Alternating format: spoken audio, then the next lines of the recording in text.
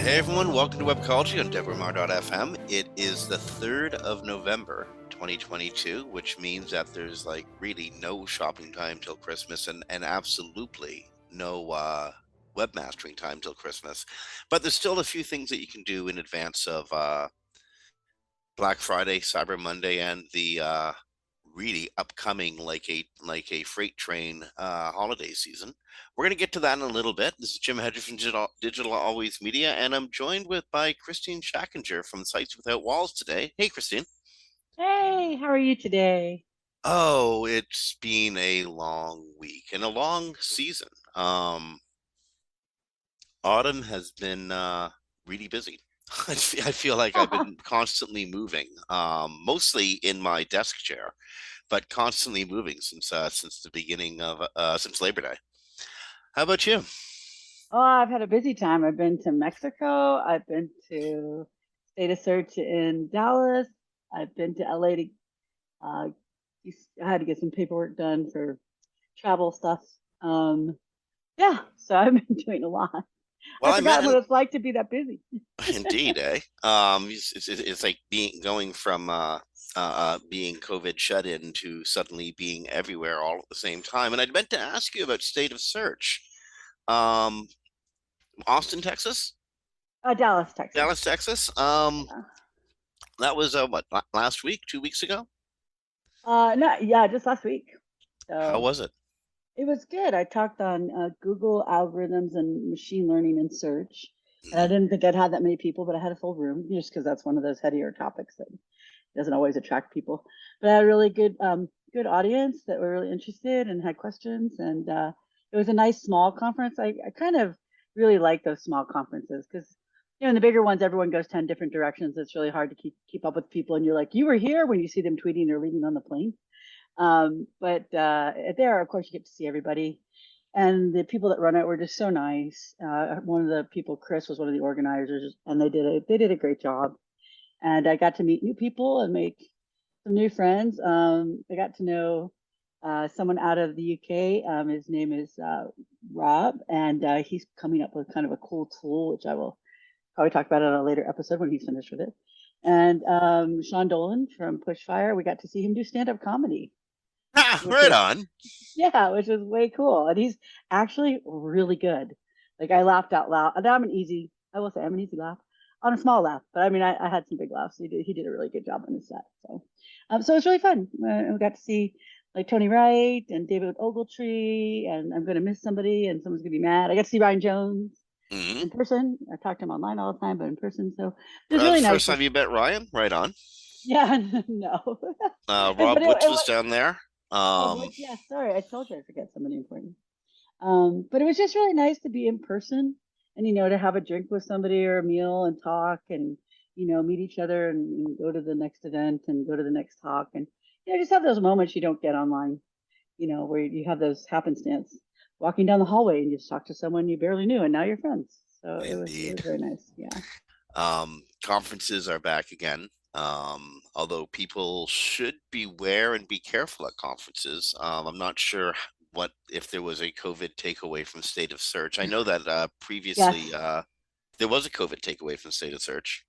Yes, and I won't say who, but it was very nice of the person. They did contact me and tell me, and they're really sorry. And I said, "Listen, I'm going to the conference. I took on the risk, so it's not your fault at all." So, and Well, I did take three tests this week, and I did not have any positive. So, well, indeed, and that's quite lucky. I also understand previously the search awards that happened in Las Vegas 2 weeks ago or 3 weeks ago were also a spreading event. My hmm point is, be careful. Like the conference is back on again, travel's back on again, and COVID season is back on again all at the same time. Now, people should go to conferences because this is how our industry has grown, how we've exchanged information, develop stuff, develop the industry, develop technique, and most importantly, develop the relationships that allow us to communicate and keep up with the search engines, or at least try to keep up with the search engines and then serve our clients. That's what the conference. That's one of the functions the conferences have, and it would be really good to see a really healthy ecosystem evolve around them again. Also, let's face it, it's good for business to have a traveling roadshow come to your city every once in a while, talking about what you do. Yeah, it's great because I love my friends and they try really hard. Even read my articles, but they don't know what I do for a living. They don't understand it. So, and Vegas is not a big area for SEOs. So it's really nice to have, just those talks with people that understand what you do. So you're not explaining all of it. But yeah, in the beginning, I used to try to describe it to my non-SEO friends, people who weren't in the industry, and I'd try to say it was a place where you don't have to explain the same concept twice, and that was so liberating. And then they look at me funny, like I was an asshole or something. Um, I miss the conferences. Those were places where you don't have to explain the same concept twice because people just get it. Exactly. So yeah, so Okay, it's great. It was great. oh, It was great fun. And if you do get to see, if you're at a conference with Sean Dolan, he'll probably do an open mic event. So check him out because he really is funny. anything else from State of Search that any big announcements or big breakthroughs that were announced or talked about? Oh gosh, I'd have to think about that. My brain's a little mush after. I noticed that my pandemic brain that just had to manage my house and like maybe go in the store once a week is having trouble keeping up with clients and meetings and all the other things and travel and search and blah, blah, blah. So Well, one of the neat things that came out of the pandemic was working from home. And many of us in the SEO and digital services, and she's already worked from home or worked remotely. But many of the teams we work with didn't. They worked in office settings. But working from home, teams and groups became way more productive. And this has actually been proven reverse sort of by how unproductive people have been, who've had been forced to go back into the office. And so think about the last 2 years, COVID brain or not, all the new stuff that we have to keep up with as we ourselves have been moving faster in our own careers, right? yeah, exactly. Exactly. It's great. It's just so much to keep up with that you forgot you had to keep up with so much. I So find I'm accomplishing more in a day, more tasks in a day than I did 2 or 3 years ago. And that's because the people I'm working with are pushing me further and faster because they're accomplishing more than they did when they were all working in offices. yeah, exactly. Although for me, it's a little less so because I used to go to the pub like a couple times a week. When I say pub, it's like a really kind of restaurant that we just call a pub. Um, and I would concentrate, just open up my laptop, concentrate for 4 or 5 hours. I haven't felt comfortable going back yet to do that, but I think I might start soon because being in my house every day for the last 3 years, it's kind of hard for me to focus all the time. Sometimes it's a little like, oh, there's the TV. Oh, there's the kitties. Oh, there's laundry. Oh, and then it's like half the day goes by. So Again, well, yeah, this whole thing started with you were at State of Search recently, and it's really liberating to be back on the road, going to conferences, uh, talking. You're going to be in Barbados next week, are you not? not 2 weeks, but yes, I'm so excited. By the way, if you're listening from Europe, UK, Martin McDonald is running the conference. He has an amazing deal with you with flight and conference, I think, for under 500. Uh, Flight both ways. And then the US, people I think have a mistaken idea that it's like really hard to get to Barbados. I heard people at the conference like, you have to take like 5 flights. No, there's like 6 airports on the East Coast that fly directly. If you take a nonstop to that airport and then fly from there, you won't have any problems. So, but Martin has a whole bunch of off. It's not. It's going to be a different kind of conference. Like UK does one by the beach. We quarter like that. There's a boat day planned with all sorts of stuff going on that'll be local, so it won't be just conferencing. And then I don't know if it's at the place he stays, but when he went there on the special visa, he got this amazing historical house to stay in, which has like 15,000 square feet, I think. Cost Okay, him so if less you than can't a. find a hotel room, you can find a corner at Martin's place, right? Yeah, I don't know that it's Christine open the whole sent you. thing. Yeah, no, I don't know that the whole house is open, but I do know that it cost him less than California. So, That's incredible. Well, like, mm, this sounds like it's going to be an extra fun conference. yeah. And It sounds like it's going to be a conference with a number of the old guard there, so that would be great fun to be at. It will be, and Martin's going to reveal a new something. I know what the something is, so I'm not going to give any details. And if you don't know Martin McDonald, he is just like the most down to earth kind of person, and I know he'll run this conference like really well. So, anyone's thinking of going, like, come on, come down there. I'll be speaking. I know Will Reynolds is speaking. I believe Right Jenny on. Hayes is. Jenny, I always say Jenny's name wrong, which I hate because I've known her for so long. But Hayes, and then there's a whole bunch of really amazing speakers that'll be there, and you'll be able to just sit and hang out with us. So it's not like going to a conference where we all go separate ways. We'll all be in the same place. Well, it's Barbados. How far can you go, right? Exactly. Okay. So Barbados SEO coming up in a couple of weeks. That too is going to be an amazingly fun conference. We should move forward. We're quarter past the start of the hour. And it's been a pretty crazy couple of weeks in the social media world, us leading up to a crescendo of an incredibly crazy week this week. But before we get to the obvious elephant representation in the room, I'd like to start with that social media in general is changing rapidly, and not like a new interface that people get all freaked about, but more like implosion in the old guard. The Facebook has lost almost 300 billion this year, either through investors slapping it around or just burning money in the metaverse. Um,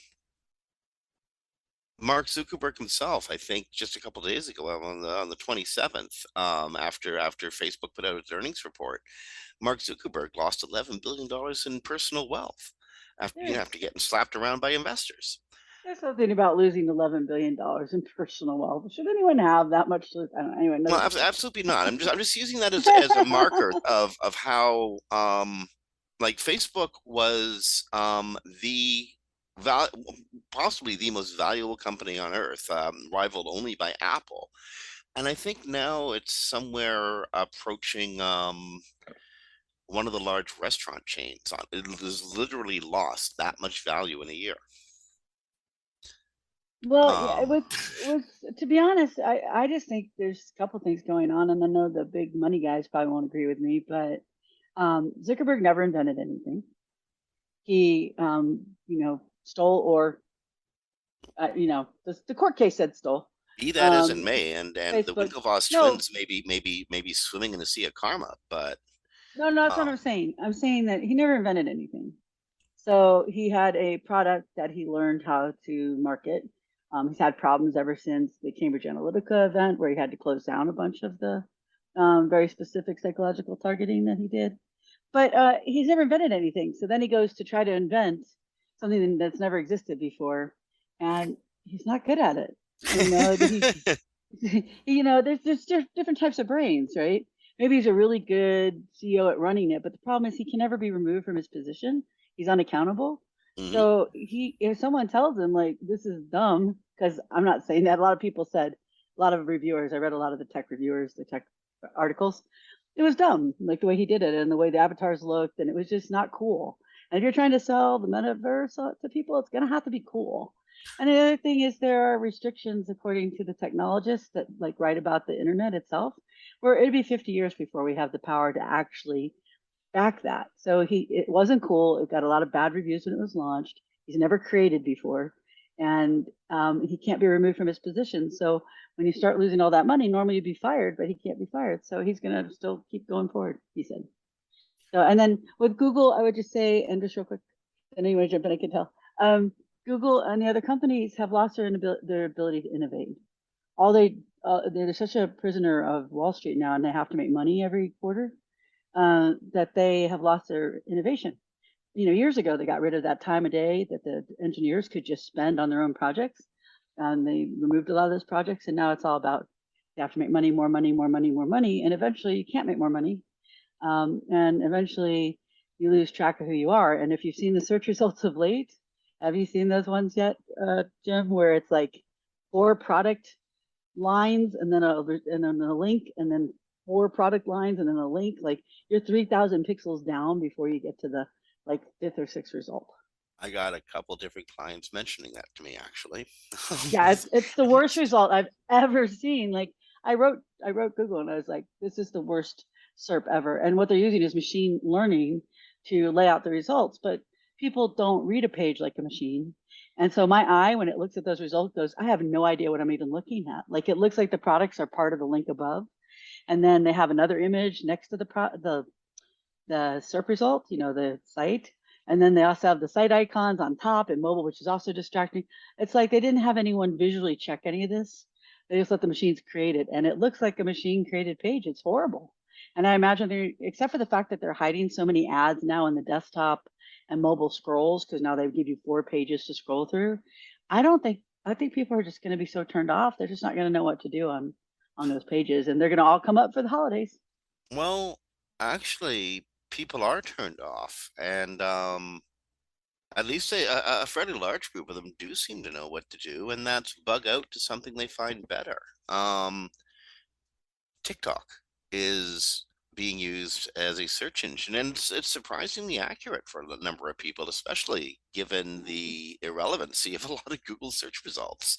Um, I I kind of have know my it's doubts about weird. the tick. No, I have my doubts about it. I think that Google was trying to divert people from thinking they had too dominant a position because they're the ones who said this.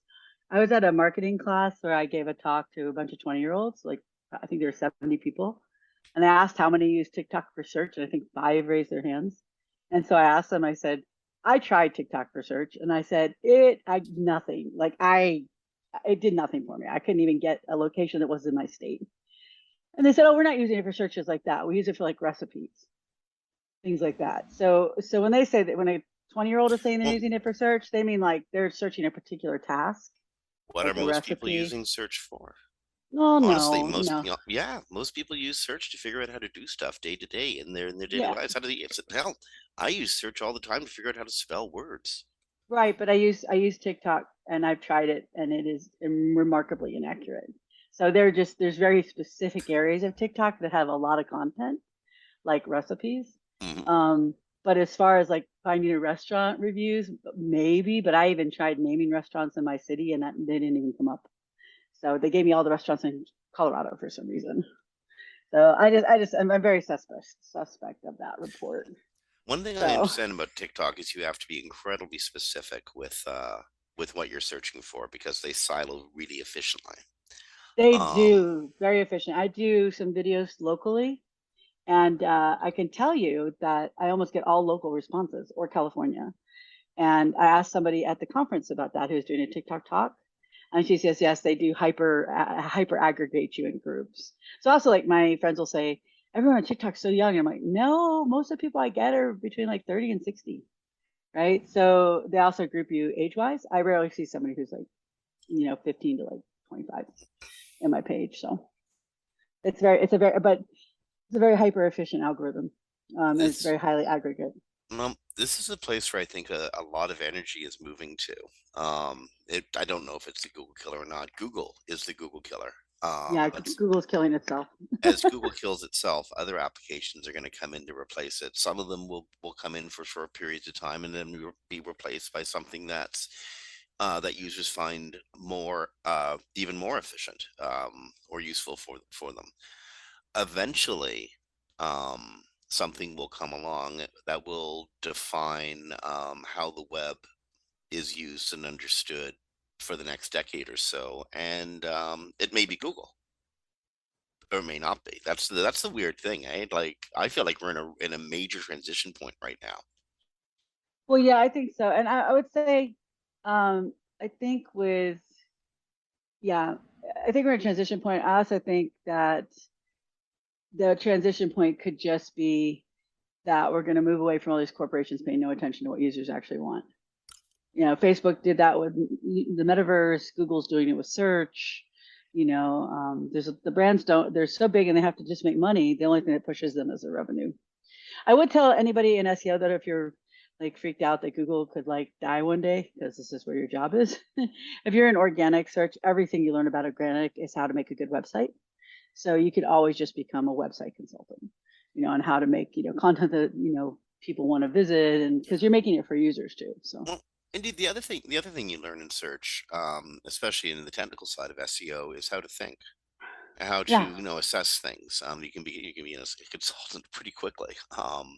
A data consultant, a traffic consultant, a marketing consultant, exactly. um, or you could use your understandings of how things work to understand how things work and guide clients through the next marketing venue, which again, maybe TikTok, maybe Google, maybe Bing. you, the folks in Seattle didn't actually hear me, or in Belleville didn't actually hear me say that, but it could be. Um, It could be Bing. Like, you never know, because Bing might decide it cares about search. but it doesn't want to miss the boat on this search thing now that it seems to be, here to stay, right? It Yeah. could be Reddit, for goodness sake. Probably Well, it not, could but be. it could be. It could be. I just think that it could also be Google, where Google realizes that this Well, big push to do machine learning everything is not positive for their bottom line. I think the So point I'm trying to make is learn platforms, learn your platforms, learn yeah. what they're good for. In some cases, working on Reddit might act some energy thrown into Reddit in specific cases may be more valuable than throwing that day's worth of energy into Google. It really depends on what outcome you want. It's Well, all about driving traffic. that's like the reason I'm learning TikTok isn't because I want to become a TikTok influencer or something. It's because I need to know what to recommend to clients. So anytime there's a platform that people are using, if they say to me, should I do TikTok ads? Should I do TikTok? I need to know enough about it to say, yeah, and I'll find you somebody who can do that for you, because that's not going to be me. Or, no, it's really not for your brand, but let's direct you in the right way to use your resources. So that's part of being a consultant, is understanding, the everything that's out there, what tools are out there, and how they benefit your clients. A So, problem with being a consultant in a global age of, let's say, peak uncertainty, um, is you spend all this time learning this really cool, amazing platform that lets you communicate in such a great way with all these people, especially younger persons. And suddenly, for national security reasons or something, it's banned or possibly banned. possibly TikTok. ban. Yeah. I mean, what the heck should people think about TikTok national security and at least one FCC commissioner? There's five of them, but at least one FCC commissioner, Brendan Carr, suggesting he doesn't believe there's a path forward for anything other than a ban when it comes to TikTok and data privacy. Yeah, so I've talked to people and they think, well, Facebook or Google, they have all this information. And that's true. And if you actually knew how much information, you might not use those either. Well, the I users, I think they're absolutely aware, but they've just don't, stopped I caring. don't know. I don't think they're as aware. I think they hear privacy and they think, oh, they have my name and stuff. They don't realize like your phone actually can tell Google like how fast you're traveling and in what direction, and Hmm. when you're walking, because it has certain elements in your phone that make your phone work that Google can tap into. But the problem with TikTok is, let's back up just a second. This week, Twitter had banned 2,000 accounts for the China trying to manipulate the elections, right? Hmm. So the problem with TikTok, and I tried to explain this to someone, and I don't think I did a great job, but maybe I can here, is that TikTok, unless it's completely separated from the Chinese government is embedded with the company. And that does mean they get the data. And they said they weren't getting the data, but then a researcher I think it was about 3 months ago, proved that they were getting all this data from your Hmm. phone, and they use it to target US citizens when they try to manipulate us to support something that they want supported. And people think, oh, I'm not that easily manipulated. But you've been manipulated by ads your whole life and probably weren't aware how many times that happened. So it's the same kind of thing. The Epoch Times, I'm not sure exactly Hmm. which way to say it, is a Chinese propaganda organization. But what they do is they pump out all these happy posts until they want you to believe something that they want you to believe, and they insert the China post. And Or the so, propaganda post. Yes, exactly, the propaganda posts. So I see friends share Epoch Times all the time, and I have to tell them, like, please don't share that because that is pure propaganda. But now, because of TikTok, because the information they get off your phone from other apps that you visit, from things you do on your phone, because nobody uses TikTok on desktop. They can target you like Cambridge Analytica used Facebook for targeting, except a little different. They don't have to go through Facebook's advertising platform. They can just have the data. So the goal was to get Oracle to take over all the databasing here in the United States with no ability for China to access it. Mhm. And I know that was the plan. I don't know if that's still the plan. That was about a month ago. So, but he's right. There are reasons to be concerned. I know U.S. soldiers used to not be allowed to have TikTok on their phones at all. I don't know if they can now, but they weren't allowed to. So, Recently, it's come to light that uh, Beijing, the People's Republic, has opened police stations in several North American cities: New York, Toronto, Los Angeles, Chicago. I'm not sure about other large cities, but very large North American cities with large expat Chinese populations. Um, with the purpose, literally, of intimidating and controlling that expat population and pushing a pro-Chinese point of view. By the way, just for listeners, I'm not a right-wing conspiracist. I'm very left-wing in my point of view, but sure. I am very concerned about Chinese state influence over Western democracy and versus in Western democracy. That's such, we live here to be free of such influence. Um, and I really don't like seeing backsliding on that in any way. So this very much worries me, and I think that that ByteDance, the company that currently owns and controls all the data coming out of TikTok, is used by the Chinese government to track individuals. Or the data supplied by ByteDance is used by the Chinese government to specifically track and target individuals, and that is frightening.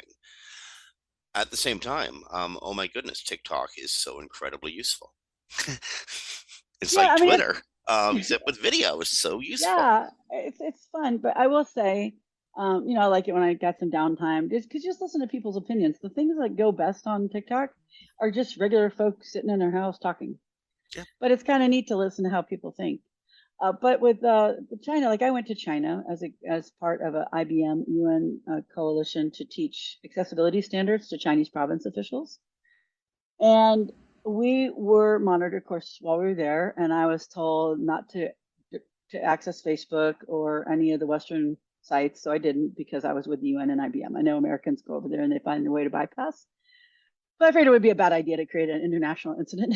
Mm. so, so I didn't. But I got back to the airport in the United States, and I went to plug in my computer, and it's like I had a Windows desk laptop at the time. I have Mac now, and I got those rollback reports where it can't find things, and it tells you it needs to roll back to a previous version. Yeah, yeah.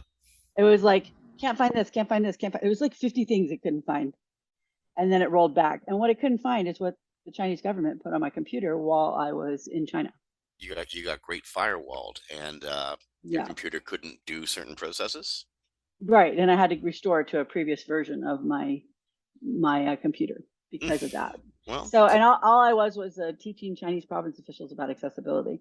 well, Um, so so if there's you do, very real concerns that TikTok might be bannable by the FCC, or like, yeah, do you think it's actually going to happen? I don't think so because I think there's too much U.S. interest, money interest in it. I think what they'll do is they will create the Oracle firewall, and and Oracle's a good company for that, and they will not allow China to have any access to the database of Americans. I don't know about outside America, but I think that is prudent because I think people hear China all the time and they don't really understand how pervasive surveillance, I can't say the word today, is in China. Those little happy faces you see, like sometimes like customer service at somebody's station, you click like a frowny face or a smiley face or a mid face. Mhm. They had those when we were going through the airport, and the people from the UN told me when you select that, that's not about customer service. It's about his social score as a human being in China. So if he Uh, gets y- negative yeah, negative that's reports. That's Yeah. all Black Mirror stuff. That's very scary. But it's all real too. That's the thing. Yeah. So when people hear that the U.S. government wants to ban TikTok because of China, they have good reasons to have concerns about what they're doing, and they do a lot of um, cyber espionage. With Black Friday savings at the Home Depot, you'll find top brand kitchen appliances with innovative features that can do more, so your holidays can be more. Ovens with built-in air fryers for baking the perfect cookies. Dishwashers with smart tech to clean everything from bakeware to festive mugs. And high-capacity refrigerators to keep leftovers fresh. Shop Black Friday savings and get up to 30% off, plus instantly save up to $750 on select GE kitchen packages at the Home Depot. How doers get more done. Offer valid November 2nd through November 30th. U.S. only. See store or online for details. In the United States. I think they were the ones who also got into like some of our power plants and things like Sure. that. So there's reasons to be concerned because if they can locate where you are, what you do, who you are, everything on your phone, and get that information back to the Chinese government, it can be used against the United States or people in the United States, or as you said, expats from China in the United States. Nevertheless, it's probably worth learning and investing a whole bunch of time in TikTok because it's going to be a marketing platform in the it's already a marketing platform and it's going to be a marketing platform in the future. And your clients got to represent there. Um, just if they don't, the competition will. Um, yeah. It's one of those weird conundrums, eh? It's there and it's awful, but you actually have to use it, even though it's there and it's awful because it's just so damn useful. Well, yeah, and it's fun. Like I said, that's why I think they're having a hard time just banning it because it is a fun app. Well, Like you know what you that kind know, of reminds me of? The great elephant representation thing in the room, Twitter. yeah, yeah. By the way, has Chinese backers and Oh, Saudi sure, Arabian Saudi backers. backers, and So, Peter Thiel backers and that sort of stuff. Sure. well, so Okay, Peter, how to lose almost as much money as Mark Zuckerberg, but not quite, uh, in two or three easy steps, or two or three incredibly stupid steps. stupid stuff. Yeah, I mean, seriously. So, Twitter is thought to be. I mean, Twitter is valued at $40 billion because that's what somebody just paid for it. But no, honestly, 40 nobody thinks billion. it's worth $40 billion. They think it's Yeah, 44. maybe Yeah. 10, $12 billion. 2025, I think, is the current stock price. Okay. Um, so Elon Musk just paid twice what the thing was worth for it, and is I think the right adverb is musking all over it currently. They call him Um, Muskrat on Twitter right now. spreading his musk all over it, Yeah, and Muskrat. really really brushing people the wrong way. I mean, when you got Stephen King, when Stephen King turns against you, you're probably screwed. You're in for a bad night. Right? Um, so Elon Musk starts the week by well, buying Twitter. Did that last Friday, by the way. Just for everyone, just to get a sense of proportion here. That was only 6 days ago. He buys Twitter, and it's like Well, the whole no, world has let's turned wait. upside down since.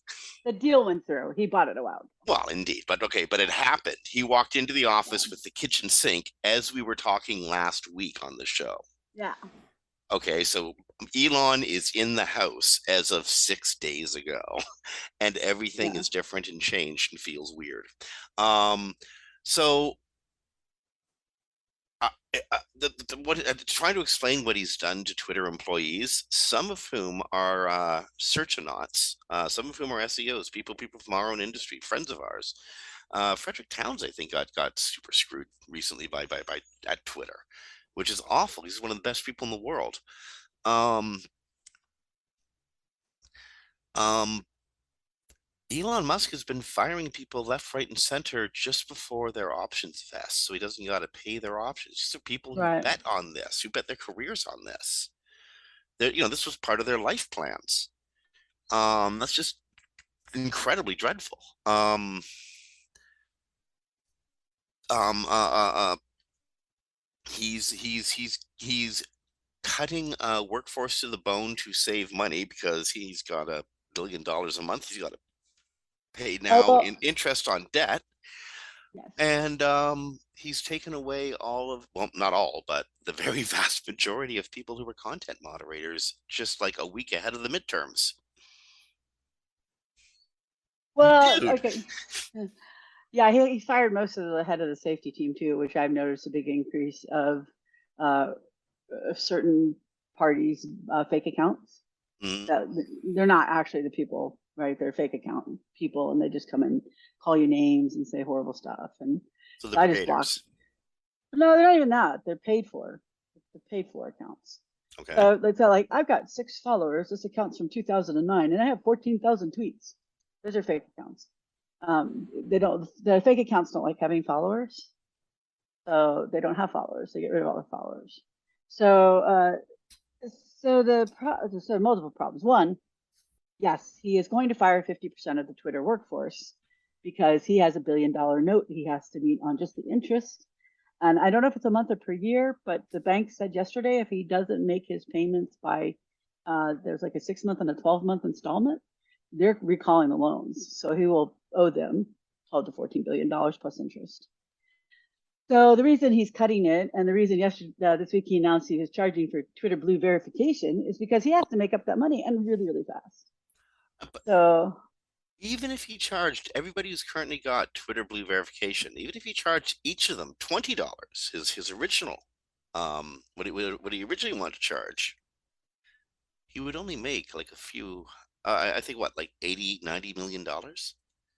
Wouldn't even come close to the debt he actually has to pay. well, if he did charge $8, I checked it. There's 299 million Twitter users. Of course, how many of those are real is another thing. And are they all going to get blue checked? Like, do they even warrant a blue check? Like, who are these people? Oh, that's the No offense to thing. people. I don't got a blue check, but I don't care. But Like, that's the thing. The blue check will have no meaning. Anybody can get a blue check.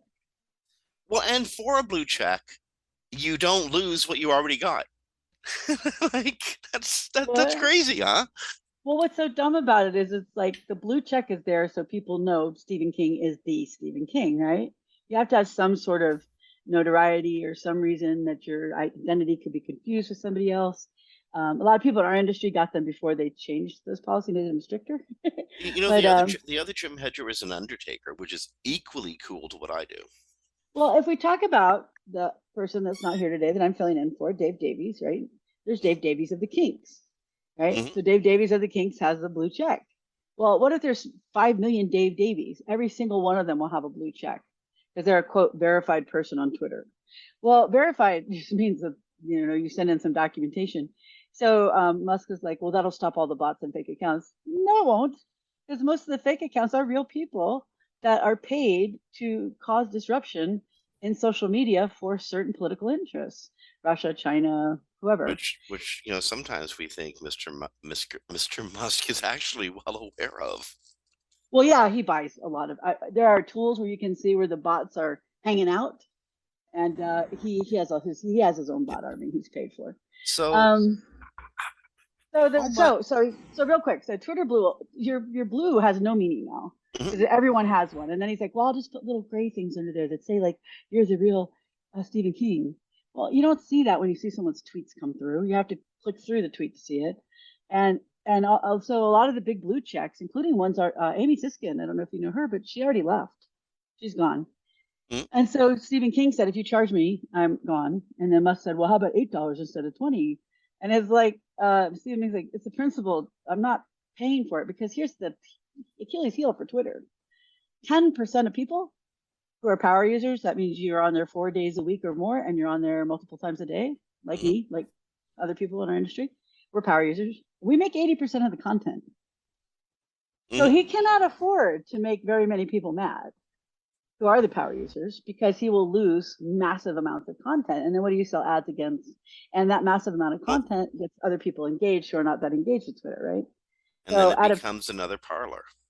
Yeah, so yeah, that's exactly where it's going. But the interesting thing today, and I have not had a chance to review all this, so I'm just telling you what I saw. So I'll probably tweet about it later. There are internal documents that show they wanted to pressure the blue checks to leave to turn it into a right-wing site.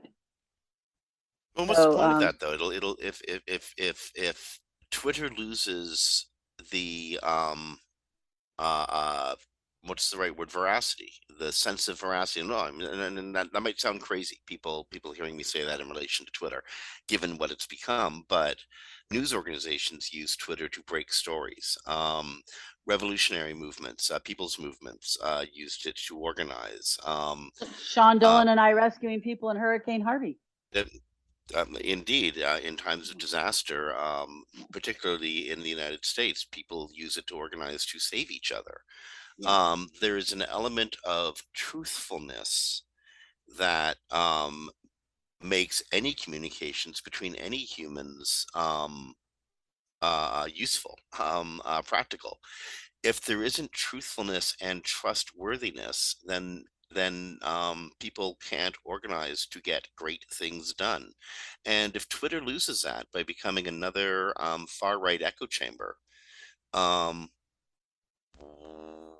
what's $44 billion spent to become Nowheresville?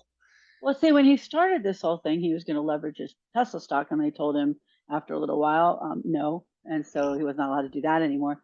So I think at first he thought this was a funny game, and he was going to do what he normally does because he did try to bully the price down. And then And just it, got in over his head.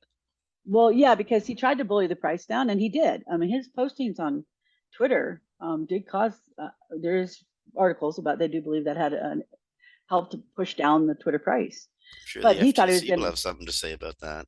So far, he's committed a lot of SEC and FTC violations in this deal, but they let it go through. So I don't know. But but the question is like, some of this is me surmising, but a lot of this is, there's factual basis to it.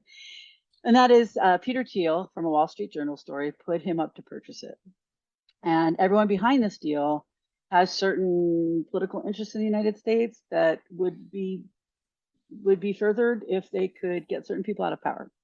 Saudi Arabia, Binance, one of the big crypto firms that doesn't want to be regulated, Mark Anderson, who's very far right, Peter Thiel, who doesn't believe, and by the way, what I'm saying right now, he's actually written, so this isn't me, doesn't believe in democracy, thinks giving women the right to vote destroyed capitalism, and hangs out with alt-righters and neo-Nazis. So he's the one to put Musk up to it. Musk doesn't want the regulation either. So, because they're big crypto. So Musk and Thiel came together to do crypto at PayPal. PayPal was supposed to be a crypto company. They're frenemies. Like sometimes they hate each other, sometimes they're buddies. Right now they're buddies.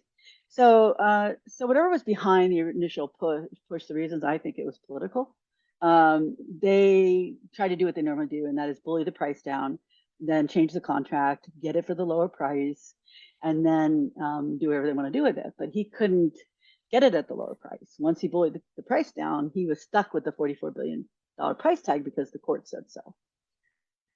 So now he's got to recoup all that money. It's not worth that. He can't make it worth that in any short period of time. And he has to recoup at least that $1 billion interest payment, which I don't know if it's monthly or yearly, but whatever it is, it's a lot of money. Yearly sounds a lot more reasonable, and even that sounds like a hell of a lot of money. No, the billion is definitely true. I looked that up. I just don't remember if it was monthly or yearly, but they gave him 14 billion, so yearly sounds right. Yeah. Yeah. He's in deep. Again, it likely went too far, too fast, over his head. And yeah, he's the one left holding the bag with his signature on the I bought it line. Poor Elon. Ha! Let's see what happens next. Well, one real quick thing too is with oh no, I just lost my train of thought. Oh no. Peter Thiel and was a part of the deal until 2 weeks ago. They tried to get Twitter to and he give. quietly stepped out the party before anybody noticed. Yeah, It's just pretty like much. before the check shows up, the dude slips out the door, right? Yeah, exactly. And by the way, people, anything I'm saying about Peter Thiel, you can Google because he's very public about these opinions. He has the He most would be the kind powerful. of guy to want to like order a whole bunch of drinks and walk out just before the check shows up. What a dude! But the thing is, he has the most powerful data mining software, and I think it might be in the world, but it's definitely the U.S. governments have used it. So he So they knows we tried. just said this about him. So they tried to get the Twitter fire hose during the court case, and they weren't given it, but they tried to push for it really hard. There are a bunch of articles about it. And so with that fire hose and that data mining software, whatever their goal is, I'm sure that was Peter Thiel's interest, was to get all the data out of Twitter about all the people on Twitter. Well, kind of like TikTok. um, Yeah, except internally. Yeah. okay, we have about 10 minutes left in the show, and you know, luckily, not a lot really happened in the SEO world. There may or may not have been another Google update. I really have a hard time reacting to them at this point. Um, Interesting. If we can talk about really, really quickly, and this we can't really stay on anything very long. Right. Yeah, we Google's talked a lot. That was fun though. I mean, it's Uh, that was a deep dive into the Twitter deal and Elon and what may or may not be happening and why you really should study TikTok, even though it may or may not be there tomorrow, but you really should anyway, because everything is crazy in social media platform land. Learn as much it as you is. can because your clients are going to have to be somewhere soon. Um, and you want to know that venue. Okay, so Google changed its support documents. Google's been spending a lot of time recently trying to communicate with SEOs and update its support and instructions and advisory documents. And this is an interesting one. Google's removing reference to PageRank in its support documents. Um, Yeah. well, that's I think that's really cool. I think moving forward, for listeners who may not know, PageRank was basically describes the kernel of Google's ranking algorithms in which a link equals a vote, and then a bunch of different calculations get applied on top of that to the weight and value of any given link.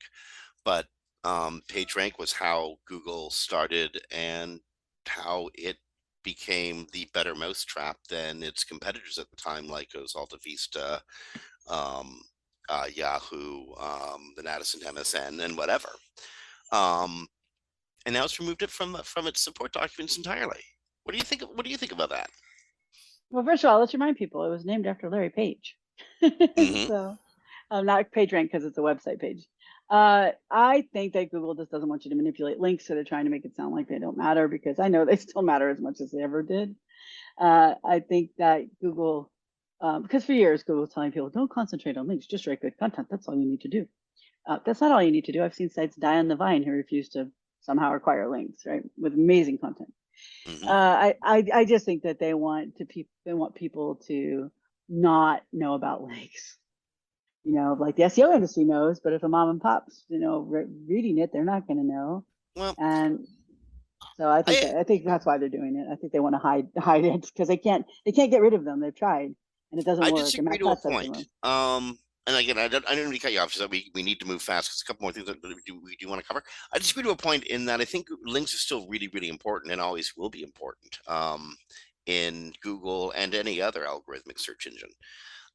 They're important at Bing, they're important at DuckDuckGo, but they're less important at Google than they used to be, given the new importance of other direct signals, core web values, uh, uh, uh, uh, Google trying to match content with query, and Google's applications of AI, which I'm not sure Google itself understands. Um, when Google stopped devaluing craptastic links and just started ignoring them, I think it started doing a lot less putting a lot less energy into link analysis and pretty much devalued link manipulation anyway. Uh, I think this is just an admission that there are many other ranking factors, and links aren't as important as they used to be.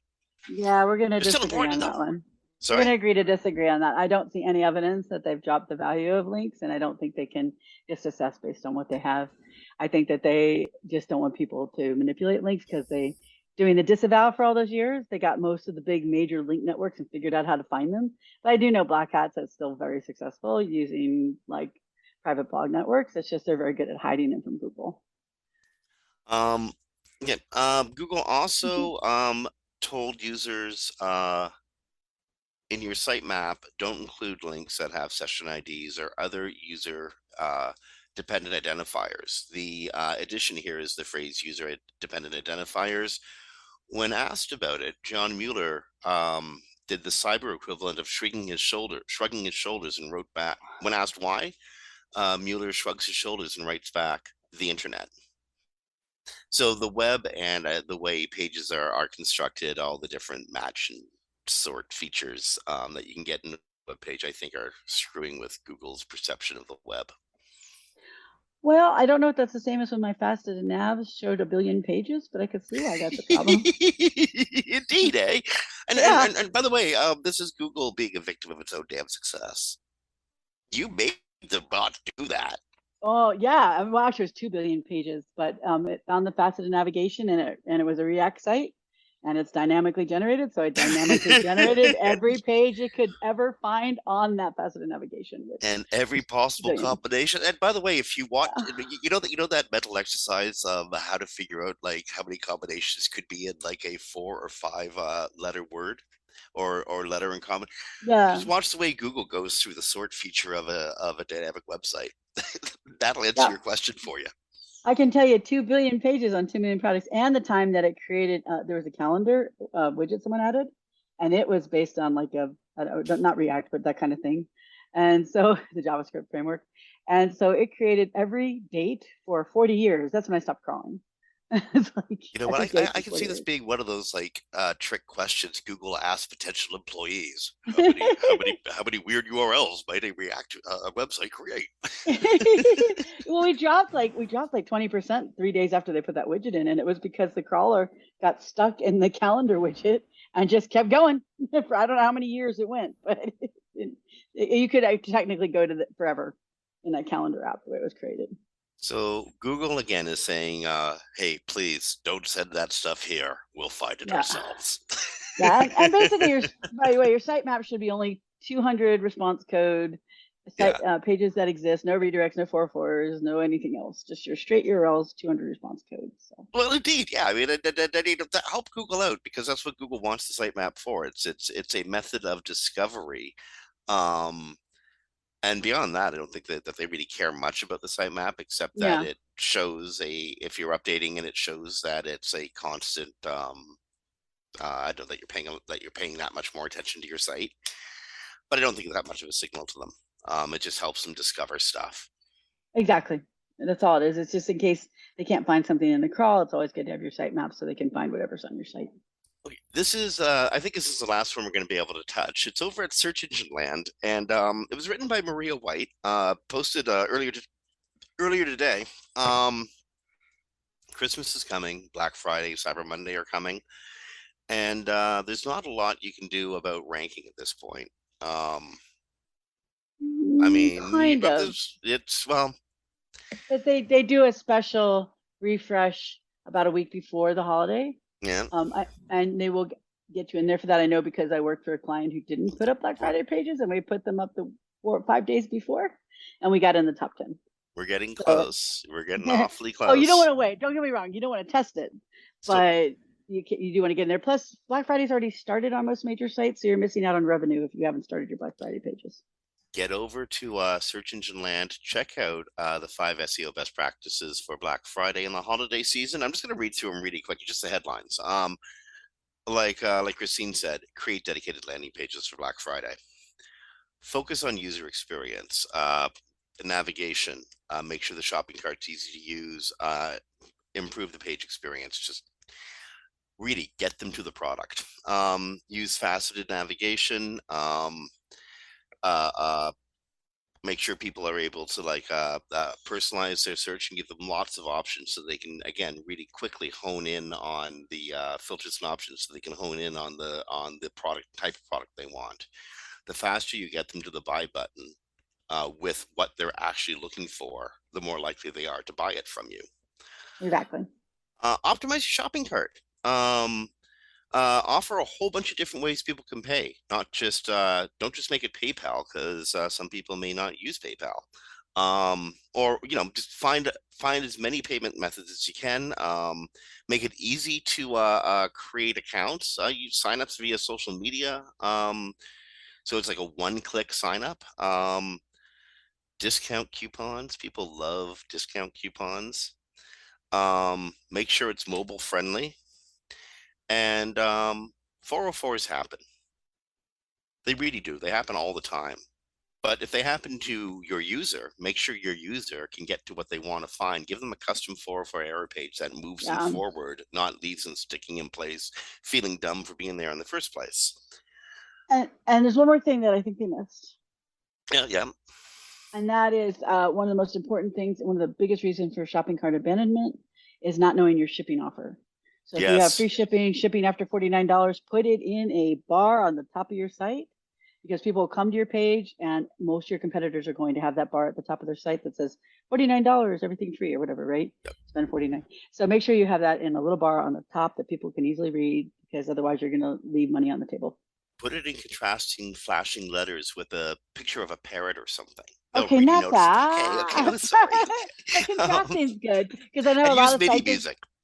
site designs, especially the high end ones, want to make it like almost indetectable, and it's like that's not why it's there. It's there so people know your shopping offers. So it's very important. Give people Shipping. concentrate on core web vitals. Make Yeah. sure it's a fast page. People are able to fill in the forms without getting frustrated, especially in mobile. Because seriously, one wrong thumb swipe and they're out of there onto your competitor's page, because that page is easier to use than yours. So look at Google Lighthouse. Check out page speed insights. Check out GT metrics if page speed insights isn't working for you, or if it's giving you information that how to say this, that isn't useful to you. There's GT metrics also works. That's great too. Check out all of the stats, all your user stats. Make sure your page is as user friendly as possible. Work with your paid search team. Coordinate with them. You can support each other in the biggest ways. And heaven knows you're making landing pages. They're making landing pages. You got common cause. Get your Google business profile together, especially if you're a retail store. But even if you're an online store, or like just an e-tail store, Google is allowing home address businesses to have listings in Google Business now. Oh, So nice. I missed that. That's yeah. awesome. So get your Google business profile in order. And lastly, get out there with digital PR. Really cool suggestion that Maria wrote up was send journalists covering Black Friday and Christmas specials a list of your top products, complete with photos and prices. That's why not? That's a great Journalists idea. are lazy. Having been one myself, I can tell you straight up, they're lazy as heck. Because if you feed them information, they'll eat it up. Yeah, especially when They'll they have to write all those lists. yeah. 10 best lists. Yeah. Absolutely. Write good content, write good blog posts, share those blog posts with other websites, give other websites reasons to write about your website. Even if that means you got to give an incentive to that author, do it. Don't talk about it. Just do it. Oh, and one last thing. There are Black Friday sites. They used to be run by Ziff Davis. I don't know if they still are. Make sure you're listed on those if you're e-commerce, because those will show up in the top 10 for about a week or two, and then they'll disappear. So you want to make sure that those sites are you're on those sites and you have a listing on those sites, because otherwise they'll outrank you. Get links. Get incoming links right now. Links? Try to make them do follows. Really try to make them do follows. Wait, links work? Ask anyway. Of course they will. In fact, if you want a fast boost, get links. If you want a long-term boost, write amazing content. Or do both. Do them both together, and you got a good strategy happening. Exactly. Okay. Speaking of good strategies, we've gone just over time, so we got to go. Christine, thank you so much for being here this week. Thank you for having me. It's always fun. It is fun talking to you about social media and the stuff that's happening behind the scenes there. That was a great deal of fun. Friends, you have been listening to Webcology on WMR.FM on the recorded live to podcast on the 3rd of November, 2022. Stick around the network. There's more amazing stuff coming up after this. And get your friends to get a membership at subscription to WMR to get access to 17 years of incredible digital marketing content. Be kind, be cool, rank well. Remember, COVID is still real and out there. Take precautions. Be kind to each other, and we will talk to you next week. Bye, everybody.